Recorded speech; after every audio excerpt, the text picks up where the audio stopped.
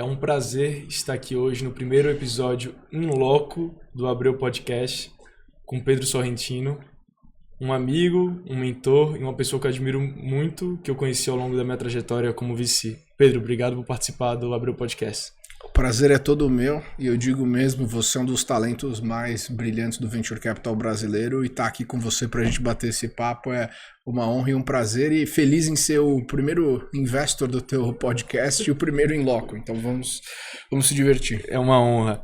Pedro, uma coisa legal quando eu fui olhar a sua história é que você teve uma trajetória que você passou por diferentes chapéus. Então você foi empreendedor, você foi executive, você foi investor e você também foi content creator e é um content creator. Eu queria trabalhar em cada uma dessas auras que passaram pela sua vida. A primeira como empreendedor. O que ser empreendedor te ensinou? Eu acho que eu me tornei empreendedor porque eu fui um pouco puxado para esse caminho. Na verdade, veio por ter sido rejeitado pelo Facebook, pelo Google, pela Apple. Quer dizer, eu participava desses processos seletivos com essas Big Techs. Eu lembro especificamente do Google que tinha uma pergunta que eles tinham que testar o teu nível de Googleness, né, do quanto que você se adapta à cultura. Eu sempre bombava em todas essas dinâmicas de grupo, adaptação de cultura, porque no final do dia o emprego nessas Big Techs ele paga muito bem, mas não tem tanta inovação assim, né? Quando era isso? Cara, isso aí vai fazer uns 15 anos atrás, mais ou menos. Então, eu tava no comecinho dos meus 20 anos, e aí eu trabalhava numa empresa de Israel aqui, uma companhia de tecnologia de advertising tech, mas chegou um momento que eu tava muito cansado da minha vida no Brasil. Eu sentia que eu não estava progredindo do jeito que eu queria progredir. Foi aí que eu fui para Boulder, no Colorado, e lá eu me descobri empreendedor. Eu acho que a principal lição é que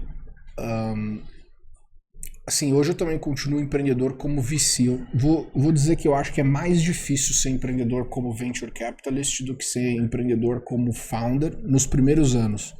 E aí depois fica mais fácil ser empreendedor como Investor do que ser empreendedor como Founder, porque tem muito mais recursos hoje para quem quer ser Founder de startup. Mas a principal, respondendo sua pergunta, né, a principal lição, eu acho que você tem que sentir que você tem um chamado maior para resolver o problema específico que você está resolvendo, porque é isso que vai ser aquela intersecção entre a motivação e a disciplina, que nem sempre você vai ter dias bons, nem sempre você vai fazer tudo aquilo que você quer fazer, mas você tem que ser capaz de fazer aquilo que você sabe que você tem a responsabilidade e precisa fazer. Então, acreditar que você tem um chamado maior, que ninguém no universo é capaz de resolver aquele problema a não ser você, ou que você é um dos melhores candidatos ou candidatas para fazer isso, eu acho que é a principal lição. O segundo ponto é realmente investir uma quantidade de tempo considerável com as pessoas que você vai fazer isso. E quem são esses seus co-founders e por quê? Quer dizer, no final do dia, todos os investimentos que eu fiz até hoje, já foram mais de 100, o time é o que mais conta, né? A gente tem alguns parâmetros para entender o que dá certo e o que não dá certo em Venture Capital, como tamanho de mercado, qualidade de produto, mas no final do dia são as pessoas. E um time bem entrosado é capaz de passar por qualquer tempestade, especialmente quando compartilha os mesmos valores e princípios. Então, acho que o primeiro ponto é um chamado maior para resolver um problema grande e depois entender quem são as pessoas que vão estar ao seu lado para isso. Sejam fundadores ou pessoas que você venha contratar. O que fazia a sua empresa? Cara, era um app do Facebook, chamava Recomind.net. A gente conectava as tuas conexões sociais no Facebook e o que você tinha de agenda no celular para formar um social graph que você podia depois, com uma pesquisa de busca, encontrar profissionais de prestadores de serviço. Então era parecido com, aqui no Brasil, aquele Get Ninjas, mas com uma compensação social, basicamente, assim, um social graph por trás. Então a gente tinha um caso específico lá de alguém que estava buscando um afinador de piano, e aí, que é um serviço de nicho, né? E encontrou dentro da plataforma e tinha reviews já da pessoa, etc e tal. Mas era para esse tipo de coisa, assim, preciso de um dentista, um encanador, e aí você via quem dos seus amigos já tinham essas pessoas nos seus contatos do celular, e você tinha conexões mútuas no Facebook, para gerar lastro e confiança entre esses laços sociais, basicamente. Depois de um tempo, você ingressou na carreira de executivo, né? Você foi um dos primeiros funcionários. E o que ser executivo, e como foi a trajetória como executivo e o que te ensinou? O que aconteceu, na verdade, foi o seguinte, né? A gente, na época, eu não sabia nada de venture capital ou como empreender, então a gente participou de um programa que na época o Buscapé tinha, e aí chamava Sua Ideia Vale $1 Milhão. Então a gente trabalhava lá com o Borges, hoje tem a Domo, e o Romero da Headline. E aí, com R$300 mil, a gente diluiu a empresa em 30%, porque é isso, a sua ideia vale $1 milhão, né? Então esse era o valuation que a gente recebia, que é um valor absurdo, né? Assim, é caríssimo, custo de capital super alto. Mas eu acho que na época ninguém sabia o que estava fazendo, nem o pessoal do programa, nem a gente. É um dos maiores seeds da época. A única empresa que deu certo, que fez parte desse cohort, foi a Hotmart. Ela fez parte desse cohort? Fez parte desse cohort. E ela entregou 30%? Eu acredito que sim. Foi a única empresa que de fato deu certo daquela época. E eu acho que foi porque eles não estavam dentro do grupo do Buscapé. Mas para mim não teve nada a ver com o Buscapé eu ter decidido não tocar a empresa. Eu estava na capa da Pequenas Empresas Grandes Negócios um mês antes, e eu tomei a decisão de seguir por um outro caminho. Porque eu me apaixonei pelos Estados Unidos e eu adorei a cultura do país, né? Eu acho que a principal diferença lá era que, assim, aqui no Brasil você tem que saber com quem você está falando, né? As pessoas querem saber com quem estão falando antes de dar confiança. E nos Estados Unidos eu acho que você tem a confiança automática até que você prove o contrário. Então eu estava num momento de aprendizado muito grande, né? E para mim fez sentido ficar por lá. O que eu mais aprendi é que se você vai entrar né, eu entrei na SandGrid quando a gente tinha 11 funcionários, a companhia ainda não tinha nem levantado o seu Series B. Foi logo depois do Series A, quando eles declinaram um pedido de aquisição. E eu acho que o mais importante não é nem a posição que você está lá. Se você vai entrar numa startup que levantou venture, você tem que entrar num negócio que você tenha certeza de que já vai ser um foguete que vai partir para a lua. Porque se eu virar para você e falar que eu fui um dos primeiros funcionários, dos primeiros, sei lá, 50, 100 funcionários do Facebook, do Airbnb, da Brex, isso já por si só já tem um lastro tão bom quanto eu ter ido para Harvard ou aquele pessoa te coloca numa outra caixinha quando você fala que você trabalhou na McKinsey, no BCG, sei lá. Então, o mais importante são os ciclos de aprendizado que você vai tendo dentro daquela jornada. Porque quando eu entrei lá, nós tínhamos 10, 15 funcionários. Passaram-se 6 meses, nós já éramos 50, depois 100, depois 300. Então você vai passando por várias empresas diferentes. Eu fui promovido 3 vezes, tive 4 posições diferentes dentro da companhia. Então eu acho que o mais importante, o mais relevante numa jornada dessa é realmente o volume de aprendizado, né? E estar ao redor de pessoas que ou são melhores do que você, ou têm um skill set diferente que o seu. Só que o business em si, ele já tem um product market fit tão grande que ele cresce sozinho. É um negócio meio mágico, assim. E nem é sempre que acontece isso. Na verdade, é a menor parte das vezes, né?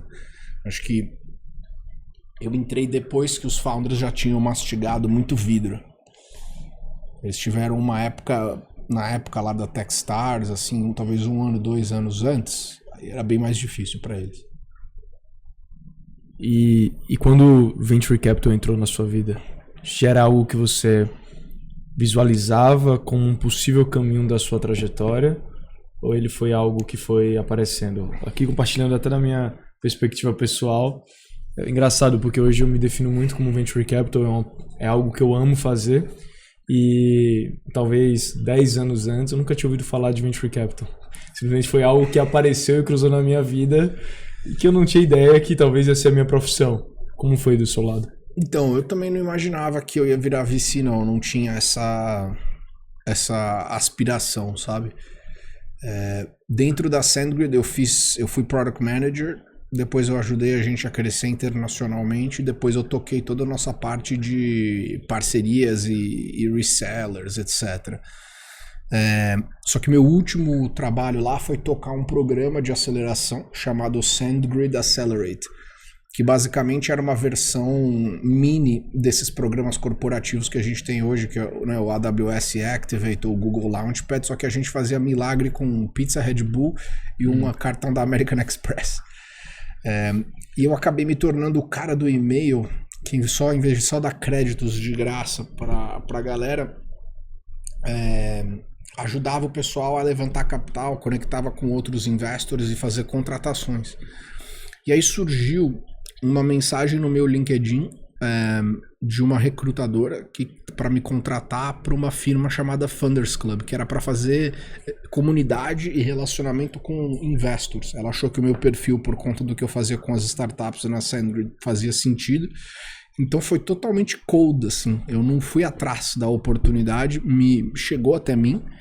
Só que aí, quando eu estava dentro da esteira para fazer as entrevistas para essa posição, eu fui muito agressivo. Como eu acho que em todos os momentos pivotais da minha carreira, eu sempre demonstrei um nível de agressividade fora do normal. Tanto na SendGrid, porque eu tive problemas com o meu visto, para me manter lá e como eu ia ficar lá, quanto nessa questão do Funders Club. O que aconteceu? Sabendo que eu ia entrevistar com os caras, eu fui atrás de conversar com as melhores startups que eu tinha falado durante o programa da SendGrid, falando assim: olha, eu vou entrevistar com um VC, eu não sei se vai ter a chance ou não de um dia você levantar capital conosco, mas eu te garanto que se eu estiver lá dentro, eu vou dar um jeito de você conseguir uma reunião. Vamos fazer uma reunião comigo para eu eventualmente escrever um memo sobre o teu business. E eu falei com mais de 30 empreendedores sobre isso. Varava madrugada, foi assim uma puxada super pesada, e eu escrevi 2 investment memos para eles antes da minha entrevista e mandei os memos. E uma das empresas eles não quiseram investir, mas aí 2 dias depois a Lightspeed investiu, e aí uma das outras empresas eles acabaram investindo.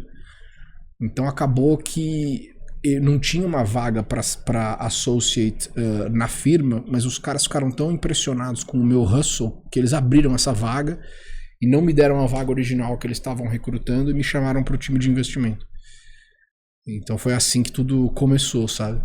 Over-delivery.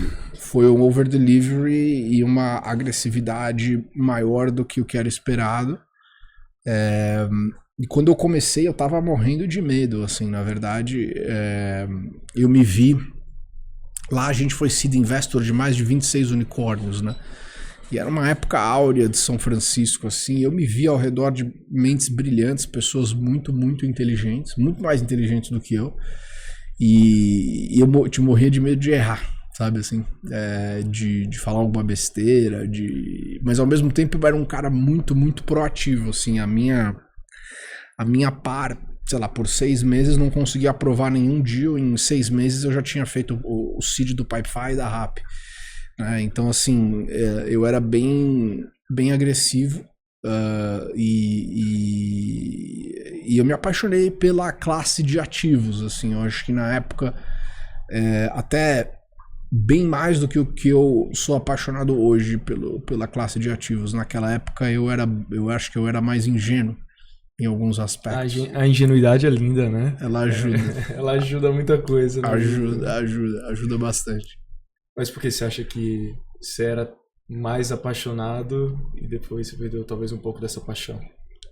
Eu acho que eu não tinha noção naquele começo das questões macro e dessa questão de que a gente estava realmente vivendo uma era áurea de 0 taxa de juros, né?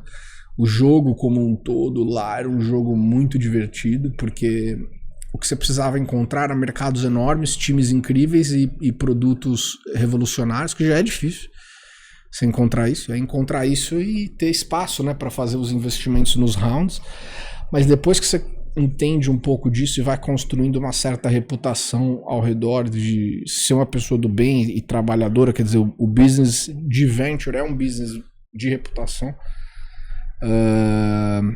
as coisas meio que começam a ter um giro por si próprio, né? Os outros founders, mesmo founders que você fala não, te recomendam investimentos, ou pessoas que você já investiu, outros founders recomendam outros deals, e aí você entra num cenário que, tipo, qualquer empresa que estivesse crescendo de, sei lá, 15% a 25% ao mês, se você mandasse 30, 40 e-mails para outros investors, você recebia um term sheet. Isso era batata, assim, realmente funcionava quase como uma fórmula.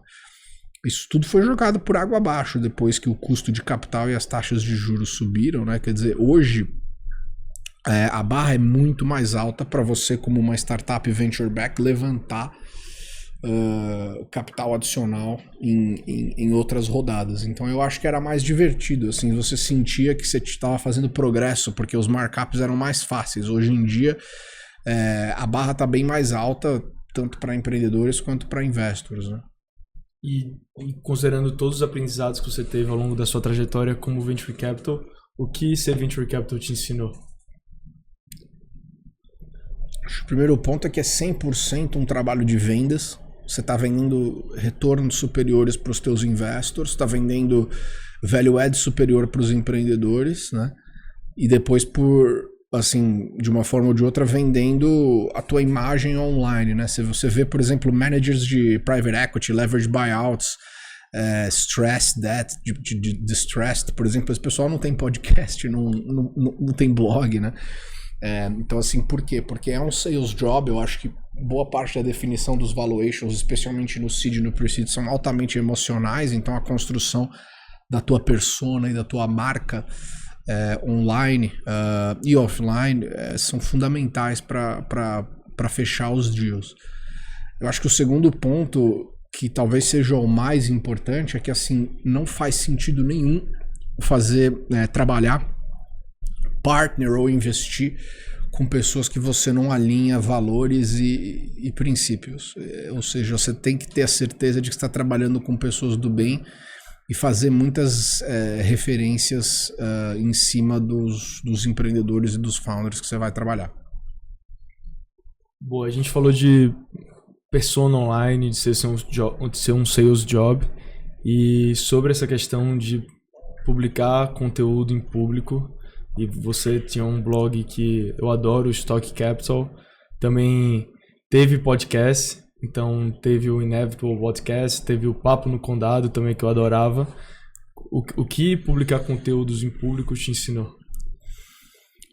Que você tem que ter constância, que é um negócio que eu não tive, né? Então, assim, eu tenho a minha newsletter pessoal com, sei lá, 12 mil sign-ups. O Stoic Capital tem uns 11 mil. Eu tenho, sei lá, 26 mil no LinkedIn, 8 mil no Twitter, 8 mil no Instagram. Mas eu nunca porrei de ter uma audiência enorme. Eu tenho uma audiência extremamente qualificada e bastante fiel, mas eu acredito que eu não criei o leverage que eu poderia ter criado lá atrás no YouTube, os vídeos até que você achou nas pesquisas, tudo. Tem vídeo de 12 anos atrás. Eu comecei com 12 anos, é bastante tempo, né? Eu comecei quando o Gary Vaynerchuk estava começando nas redes sociais, por exemplo. Ou no digital, ou seja, eu estava muito na frente, mas eu não consegui capturar o valor, porque eu não tive disciplina. É uma coisa que até hoje eu me arrependo, assim, porque o criar conteúdo te ajuda muito, muito. As pessoas sabem quem você é, as pessoas conseguem entender melhor, elas moldam a capacidade crítica de entender, tipo, quem é o Lucas Abreu, quem é o Pedro Sorrentino e por que eu quero ou não quero me relacionar com aquela pessoa. E de repente você abre um campo de possibilidades para a sua vida que é muito maior do que se você tivesse só dentro da sua cabeça. Eu imagino que a sua newsletter, que é uma ótima newsletter, já deva ter te gerado sincronicidades interessantes na sua vida, não? Ela mudou a minha vida. Então. Eu falo isso sempre, assim. Mudou a minha vida, mudou a qualidade dos meus pensamentos, o que eu coloco para fora, as pessoas que eu conheci. Então, me trouxe relações com você e com várias outras pessoas que sem dúvida teria mais fricções para começar a construir. Então, eu acho que tem esse grande valor. E, Pedro, cara, eu acho que vocês têm um nome que eu adoro, que são encontrar os Inevitable Founders. Eu acho que vocês conseguiram criar essa tagline, que é incrível, e eu queria perguntar para você o que são Inevitable Founders.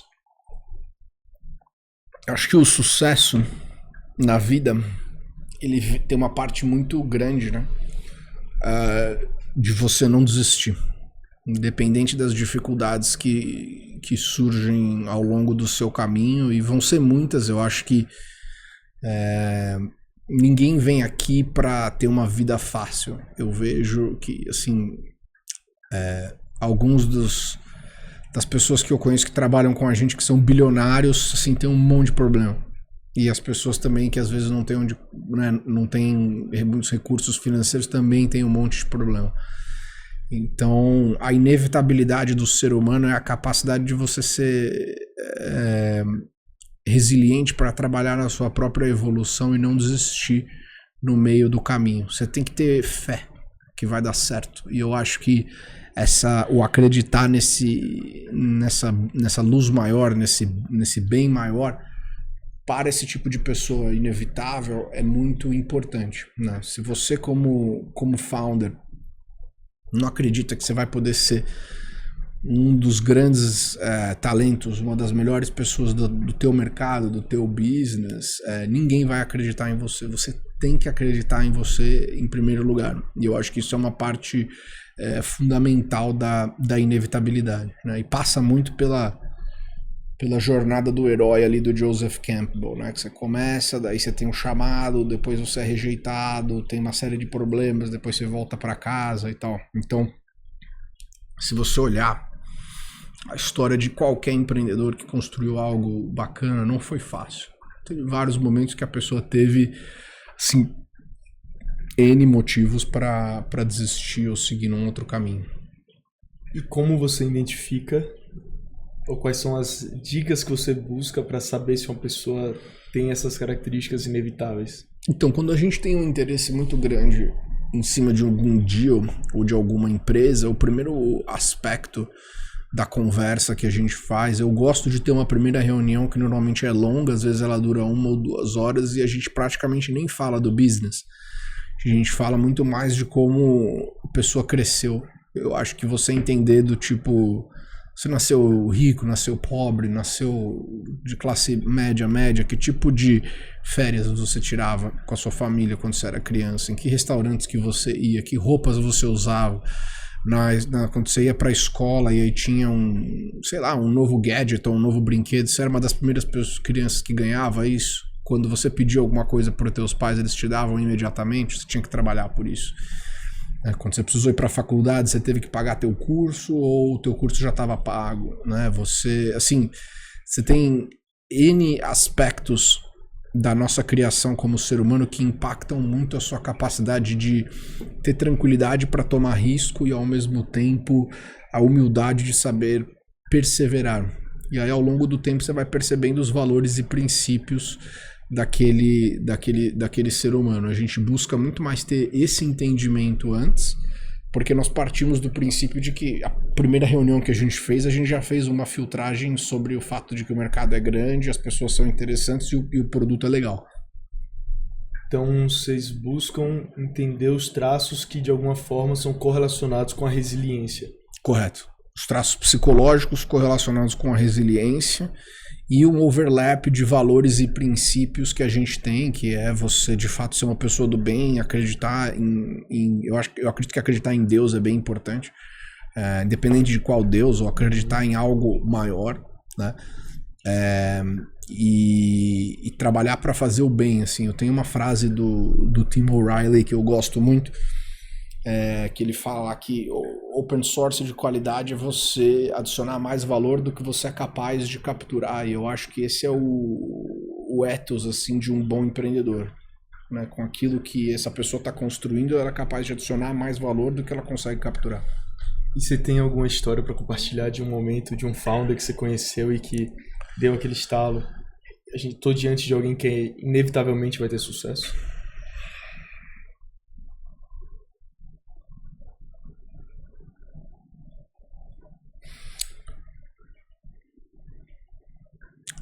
Vou te falar do primeiro deal que eu fiz da minha carreira, que foi o investimento seed no Pipefy, um valuation na época de $6 milhões.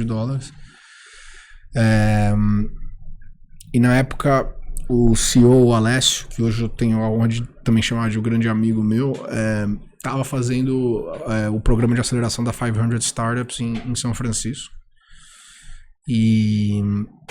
E eu sabia que tinha alguma coisa diferente nele, porque ele teve uma outra empresa antes do Pipefy chamada Acesso Zero, depois ele vendeu para um grupo local aqui, chamado, acho que LBS local, MapLink, mas ele trabalhou pra caramba, teve algumas frustrações e não teve o exit que ele gostaria de ter tido. Depois ele foi passar um tempo em Israel.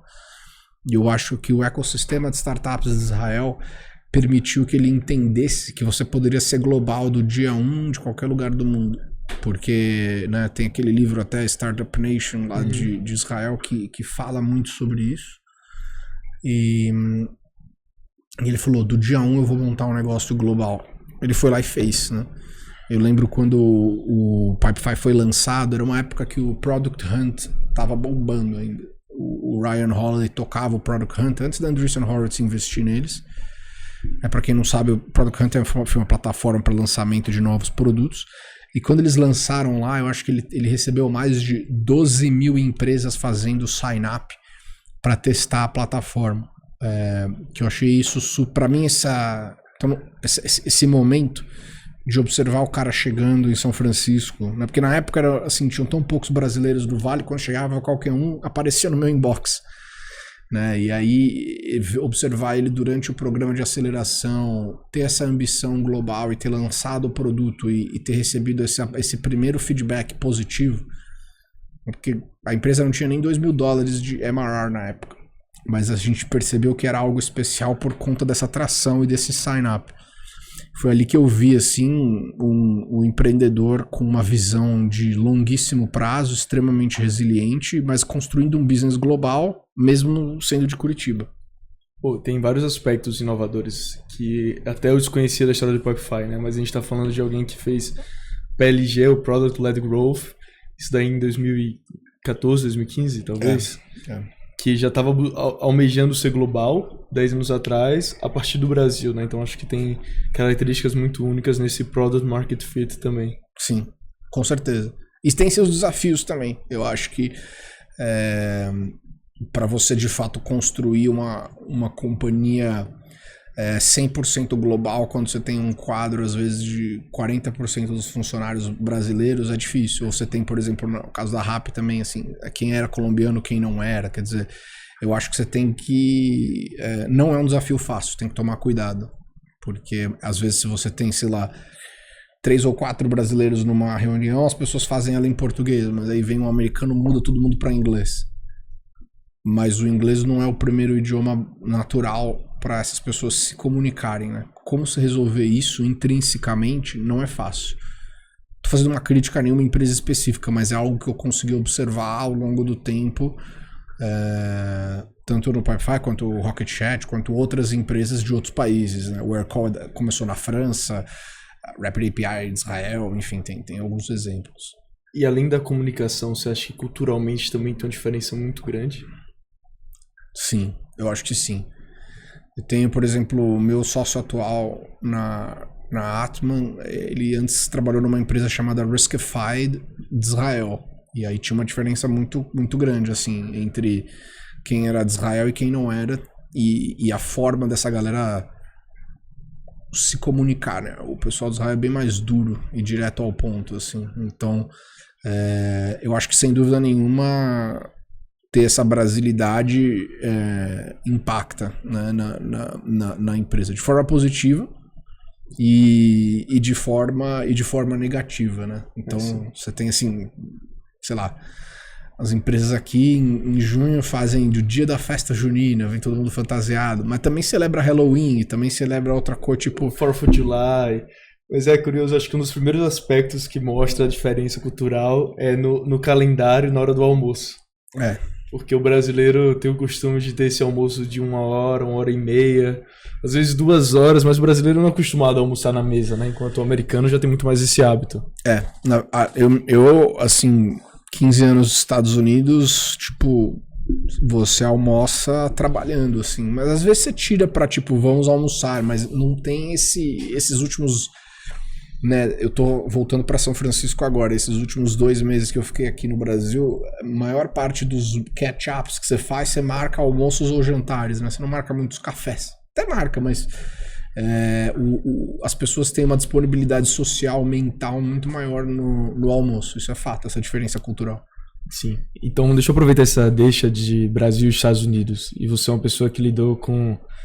Acho que você usa um termo de 12 mil empreendedores, talvez que você já conversou. Mais ou menos isso. Eu estava fazendo as contas, eu acho que eu já devo ter feito mais de 12 mil one-on-ones com empreendedores. Se você pudesse dividir entre Brasil e US, você acha que teria quanto de cada? Putz, eu acho que deve ser uns 60% US, 40% Brasil, mas é que tem gente do mundo todo, né? Eu coloco uns 20% rest of the world, mas tem uma quebra aí de uns 60% US, 40% Brasil. E qual a principal diferença do empreendedor americano e do empreendedor brasileiro? Eu acho que o empreendedor brasileiro ele é muito mais criativo, porque ele se ferra muito mais, assim, from day one. Acho que ele é mais, em alguns aspectos, bem mais emocional, mais alegre, animado. Acho que os americanos, em outros aspectos, são mais organizados, mais processuais, mais frios em coisas que tem que ser mais frios mesmo. Então, tipo o quê? Acho que entender um pouco da relação founder e investor, em trabalhar de forma mais serializada, mais organizada mesmo. Acho que sugar de fontes de um pouco mais de lastro com relação a management e criação de cultura. Eu acho que o americano talvez ele se preocupa um pouco mais com a criação de cultura. Se você olhar hoje, os empresários, os founders brasileiros que se destacam muito mais nas redes sociais são pessoas que têm um posicionamento bem extremo, assim, e culturalmente são pessoas que têm uma visão muito forte com aquilo que eles ou elas fazem, né? Então eu acho que o americano está bem acostumado com isso, em construir não só a cultura, mas construir um culto. Acho que o brasileiro ainda tem um pouco mais para evoluir nesse sentido. Isso falando de uma forma generalizada, né? Eu sempre brinco que se eu pudesse escolher assim como é que você faria um founder cyborg, né? Tipo, eu acho que ele teria a confiança de um argentino, a resiliência de um founder de Israel. Ele festejaria que nem um brasileiro, mas era educado nos Estados Unidos, né? Do ponto de vista de college e tudo mais. Esse seria o melhor das combinações, assim, dos mundos. Porque não existe hoje nenhum país que te proporciona o nível de oportunidades de crescimento e ascensão como os Estados Unidos. Assim, nada se compara à América nesse sentido. Confiança de um argentino me chamou a atenção. Mas eu consigo relacionar com vários argentinos que eu conheci. De fato, o nível de confiança é muito alto e isso é muito legal. Gana. E vamos falar de um tema mais difícil agora. Vamos falar do cenário atual do mundo do venture capital e das startups, né? E a gente veio de um período de CAGR da indústria altíssimo por uns 13, 12 anos. Então a gente está falando de 2010 a 2022. A gente vê um momento de crescimento que casava muito com a digitalização do mundo, com vários outros aspectos que estavam acontecendo. Então era um período que a gente pode chamar de bull market, e desde 2022 a gente entrou num período de bear market ou de ajuste. Então a gente está entrando no ano 3 do ajuste. E você viveu os dois lados. E eu queria que você compartilhasse um pouco sobre as diferenças de investir no bull market versus as diferenças de investir no bear market. O lado positivo e negativo dos dois. Cara, o lado positivo é que tudo é mais fácil. Né? É mais fácil para nós captarmos dinheiro, porque o dinheiro estava mais barato.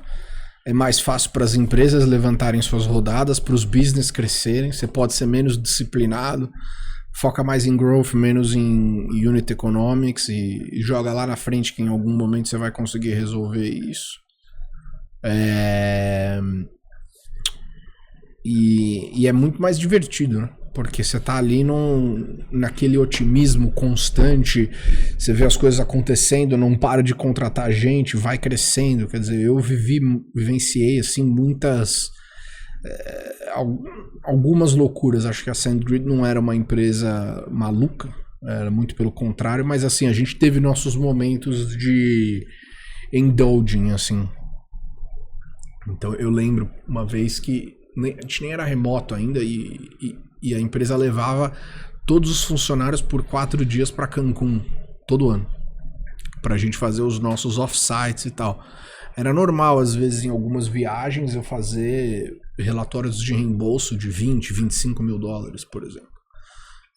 Que eu passava no Amex pagando jantar para founders, eu ia para Seattle, fazia evento, patrocinava aquilo lá, era um dinheiro infinito. Você não tinha nenhuma pressão para pensar sobre unit economics, assim. Apesar da empresa ter bons unit economics, porque era um B2B SaaS, mas essa pressão de austeridade nos gastos não existia, né? Então é fun. Acho que essa parte tipo, é 10 vezes mais legal investir num bull market.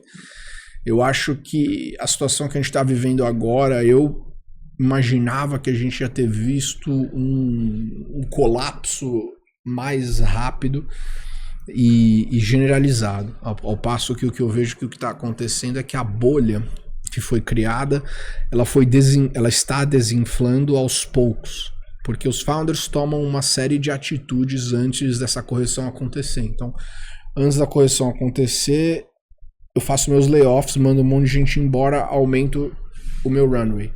Aí depois disso eu aumento ganhos de produtividade, porque quem ficou vai ter que trabalhar mais e, sei lá, o pessoal está usando inteligência artificial para trabalhar melhor e mais rápido. E ao passo que depois a minha receita também continuou crescendo. Então eu consegui me segurar. E aí depois eu faço de tudo para não tomar um down round, eu estruturo as próximas rodadas de investimento de uma forma muito organizada. Às vezes eu até coloco estruturas de liquidez de preferência ou de warrants, etc. Mas eu não aceito tomar um valuation mais baixo para evitar os down rounds. E aí agora a gente está começando a ver os recordes de assim, muito menos rodadas de investimento do que aconteciam antes, e recordes de down rounds e fechamentos de empresa. Só que são ciclos muito lentos, né? Como você mesmo falou, a gente está passando agora pelo 3º ano do bear market, né? Então, assim, o que mudou pra gente é que, é bem mais devagar pra gente tomar uma decisão de investimento. E isso impacta pro founder também, né? Porque o mercado vai mudando ao longo do tempo, os deals vão passando e você tem muito menos margem para erro. Então eu vejo às vezes alguns founders que a gente investiu nesse novo fundo que tem um nível de disciplina e responsabilidade financeira, fiscal gigante com as empresas, que é super importante. E quem não tem, muito provavelmente vai se ferrar, assim, né? Eu acho que porque a única forma de você eventualmente não se ferrar numa situação dessa é se você queimou mais caixa do que você deveria antes de uma próxima rodada, se tem alguém no teu cap table que vai estar disposto a te salvar. E não tem bot salva-vidas suficiente para a quantidade de companhias que estão aí, né, no mercado. Sem contar o volume de preferências de liquidez em algumas das empresas que levantaram muito capital. E aí, para pagar o retorno desse investimento, só vai dar certo se for um exit astronômico. E tem gente ali que não, assim, você não tem perspectiva de ter um exit enorme, né? Então, tem muita gente que está vivendo de decisões que foram tomadas ali há 4, 3 anos atrás e não chegaram ainda a ter que corrigir isso. Ou porque tem muito caixa, ou porque estão dando um jeito de eventualmente crescer naquele último valuation, mas enfim. O fato do Venture Capital serem ciclos tão longos acaba gerando essa dinâmica, né? Como a gente falou, assim, de que a gente está no terceiro ano de ajuste e ela vai acontecendo aos poucos, é quase que um paciente na UTI que não tem aquele momento de um mega estouro, acho que teve no passado, mas não tem... E acaba durando mais e parece que de alguma forma também as empresas vão se machucando ao longo do caminho, o que não consigo avaliar se é melhor ou pior, mas que sem dúvida é muito danoso. No Brasil a gente vê até o fenômeno de algumas empresas que captaram muito dinheiro, que hoje boa parte dos recursos estão em renda fixa, porque gera uns 10% ao ano, e isso reduz o burn. São empresas que estão vivendo artificialmente com um burn menor. E isso é mega prejudicial, né? Porque Paul Graham, ele escreve que startup é igual a growth. De alguma forma, startup é crescimento, né? A empresa precisa estar crescendo, a empresa precisa estar desenvolvendo e deployando novos produtos. Sem dúvida nenhuma, é um péssimo uso de capital, e eu acho que assim, coloca os vintages dos fundos numa situação muito difícil, porque assim, para o nosso business dar certo, ele dá certo com o que a gente chama de stage financing. Então, quando a gente vai investir numa empresa, a gente tem que acreditar que aquela companhia vai um dia crescer para valer centenas de milhões de dólares ou bilhões de dólares, e que em algum momento alguém vai conseguir colocar de 50 a 150 milhões de dólares para trabalhar naquela companhia, especialmente por conta do tamanho dos fundos. Então aquela máxima que muitos dos venture capitalists acabam enriquecendo por conta de management fees sem ter performance, ela é bem real, tanto que vários family offices que eu conheço que tinham um programa disciplinado para investir em venture capital, achando que já iam estar recebendo alguns exits agora, tiveram que segurar o freio, porque os exits não só não vieram, né, como não tem perspectiva de virem. Se você olhar o mercado secundário, a gente é bem conectado nessas plataformas de ações secundárias. E há 3 anos você tem várias empresas que estão com 70%, 60%, 80% de desconto para comprar ações secundárias. Sim, a gente não pode esquecer que Venture Capital, no fim do dia, a tradução é capital empreendedor, né? Então, se esse capital não estiver sendo empreendido em produto, em vendas, de certa forma ele perde um pouco do sentido. E, Pedro, e olhando daqui para frente, como é que você enxerga o cenário? Eu sei que futurologia é sempre perigoso, futurologia, acima de tudo, sempre é impreciso. Mas para onde você está olhando direcionalmente para o cenário em 2, 3 anos?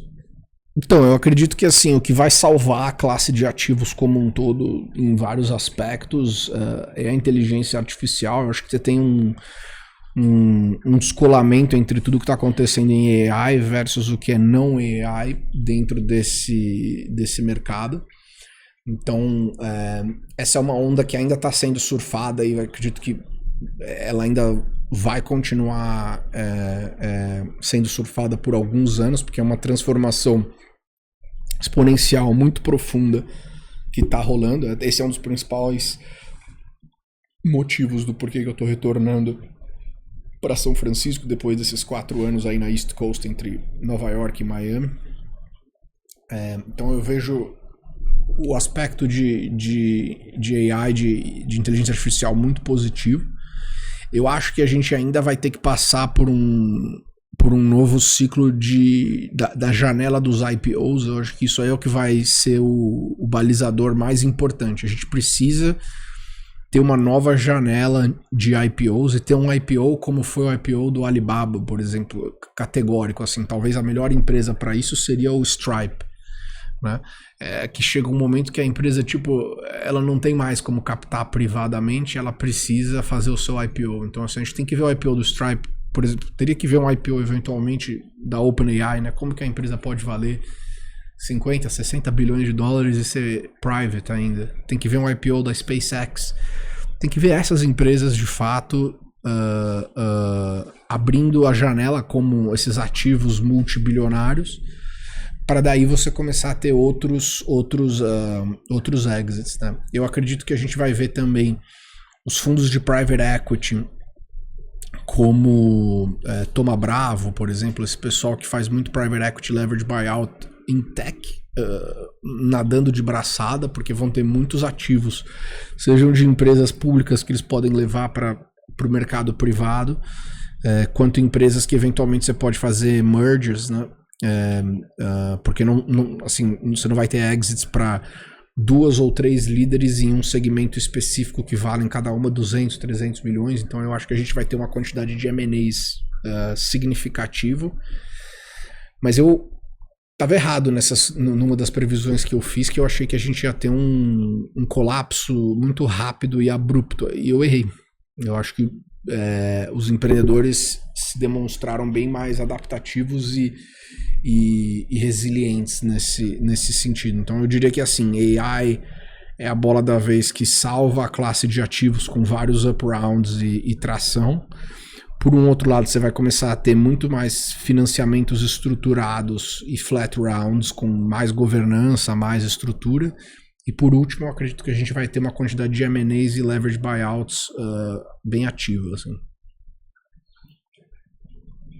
Eu queria falar um pouco agora sobre o Venture Capital e sobre as diferenças do Venture Capital, da forma como ele é aplicada no Brasil e lá fora. Então você foi alguém que nos últimos 10 anos morou nos Estados Unidos, praticava o jogo lá nos Estados Unidos e na Latinoamérica também, e você vinha para São Paulo eventualmente. E para você, quais são os principais aprendizados que jogar o jogo do VC lá te ensinou? Putz, o mercado é muito grande, né? Então, assim, você tem centenas de fundos de seed, né? Aqui tem 5, 10, não sei. Mais ou menos isso, né? Então, eu acho que a dimensão do mercado é bem maior. Eu acho que a liquidez também para early exits, apesar deles não serem muito positivos às vezes para os fundos, você tem muito mais exits do que aqui no Brasil.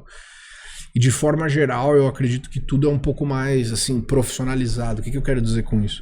Você tem prestadores de serviço para várias coisas específicas em qualquer momento da cadeia da classe de ativos. Então você precisa de alguém que faz só investimentos secundários em fundos que estão para terminar o seu prazo. Você precisa de alguém que só emite venture debt para empresas de SaaS depois que eles assinaram um term sheet de Series B. Você precisa de um banker que, quando o founder faz uma secundária, vai colateralizar os shares deles para ele conseguir pegar uma hipoteca da casa dele num juros mais baixos. Então tem de tudo isso, entendeu? É bem mais sofisticado porque o ecossistema está lá há mais tempo. Isso vale para os founders que querem recrutar pessoas também para suas empresas. Fala assim, eu preciso de um VP de marketing pós-Series C que consegue levar a empresa do Series C para o IPO. Tem. Não é um só, tem tipo 20. Você monta uma lista de pessoas que só fizeram isso, trabalham 3, 4 anos numa startup e vão para outra. Isso está começando a ser formado aqui no Brasil com os primeiros casos de sucesso, mas está bem longe ainda do que é os Estados Unidos nesse sentido. E isso faz, esse número de fundos, obviamente tem muito mais oportunidades e supply de boas oportunidades, mas faz com que você precise pensar com mais frequência sobre diferencial competitivo? Sem dúvida nenhuma, é muito mais competitivo você ser um fundo de primeira linha nos Estados Unidos do que aqui no Brasil, por uma questão mesmo de supply and demand, né? E tem ótimos fundos aqui, mas assim, eu diria que você conta, né, menos de 2 mãos assim, com quem que a gente gosta de trabalhar e co-investir no Brasil. E lá não, você tem assim, sei lá, mais do que todos os dedos do seu corpo ali, de pessoas que você gosta de trabalhar e quer continuar trabalhando juntos, entendeu? Eu lembro que quando teve o lançamento oficial da Atman, Barney Hobart, que é um das newsletters que eu mais admiro, ele fez um quote sobre o formato do fundo, da forma como vocês estavam pensando. Eu te mandei na época, que ele falava sobre... É verdade, você mandou, eu não tinha nem visto, quem me falou isso foi você, é verdade. Porque, pra mim, ele é uma das grandes referências. E ele trazia a perspectiva de que vocês compartilhavam care com o scout ou a pessoa que fez o scouting da oportunidade como um modelo de... Ele trazia muito essa perspectiva como um modelo de diferenciação, né? Isso daí já estava embutido no Niche Economics. Sim, para nós, assim, o que isso quer dizer? Quando fui montar a Atman, a gente queria entender ainda quais eram algumas das arbitragens que estavam disponíveis na classe de ativos que poderiam ser exploradas. E na época você tinha uma quantidade grande de founders que tiveram seus eventos de liquidez parcial investindo como anjos ou até como investors em alguns fundos. E a partir disso a gente falou, bom, tem aí uns 200, 300 empreendedores da nossa rede, né? Hoje o que a gente chama a egrégora, né? Essa comunidade da Atman, são 39 CEOs que estão investindo ativamente, que a gente quer que, de uma forma ou de outra, alavancar a rede pessoal desses empreendedores e oferecendo isso em forma de carry, mas para fazer parte dessa rede tem que investir no fundo. Então acho que esse foi a grande sacada que a gente teve, e aí você tem essa comunidade online que tem um alto nível de interação e confiança, mas que ao mesmo tempo, às vezes, os cheques que os founders costumam fazer na física são 25, 50 mil dólares e você pode receber economics num cheque de $500 mil, né? Então acaba trazendo muito mais alavancagem. A nossa ideia foi fazer algo diferente e que ao mesmo tempo fosse um environment extremamente seguro, que fosse impossível de você ser cancelado. Eu acho que a gente aprecia muito as diferenças de ideias. O que significa Atman? Quer dizer, a representação mais pura da sua alma, né? Significa alma no final do dia. Quem você é de verdade por trás do seu ego, a tua essência. E o que é Atman em si? No sentido de que se eu tivesse te encontrado num evento, eu fosse um empreendedor e você fosse me pitchar em 60 segundos o que é Atman.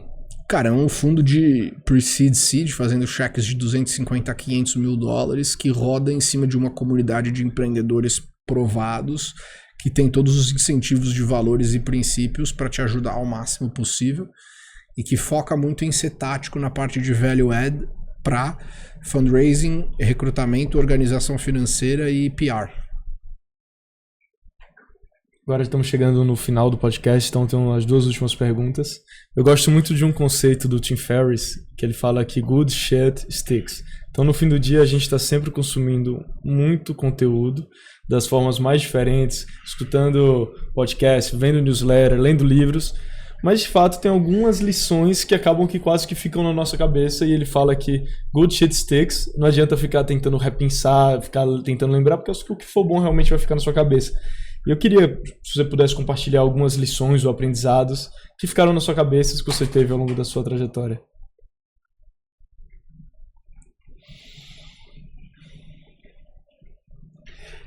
Eu acho que a lição mais importante que eu aprendi até agora na minha vida é que quando você está no meio de um momento difícil, de uma tempestade, quando você está muito nervoso, aconteceu alguma coisa muito difícil, teve um roadblock enorme, a melhor coisa que você pode fazer é não tomar nenhuma decisão naquele momento. Os maiores erros que eu passei durante a minha vida foram por decisões emocionais em momentos de caos ou dificuldade. Ao longo de aprendizados de decisões erradas, eu aprendi a me tornar um cara muito mais racional. Não quer dizer frio, tá? Mas eu acho que quando você está no meio de uma situação difícil, a tendência de você tomar uma decisão boa é muito baixa. Então você precisa ter mentores, amigos, se consultar com pessoas, às vezes, antes de tomar decisões muito grandes com relação à tua vida, tanto na parte profissional quanto na parte pessoal. Entender que se você não está num bom momento, muito provavelmente você não vai ter o acumen necessário para tomar decisões de qualidade, mas isso não te impede de agir, tomar a decisão. Só se consulta com mais pessoas e descansa a sua cabeça. Pô, que legal.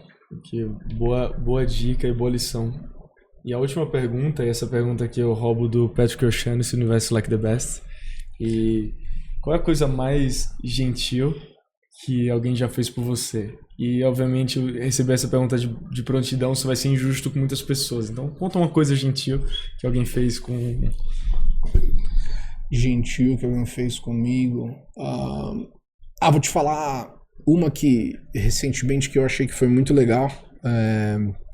Então não vai ser acho que a number one, né? Então realmente, como você falou, eu vou ser muito injusto com pessoas, mas essa foi bem recente, eu achei que me emocionou, assim, que foi uma coisa simples.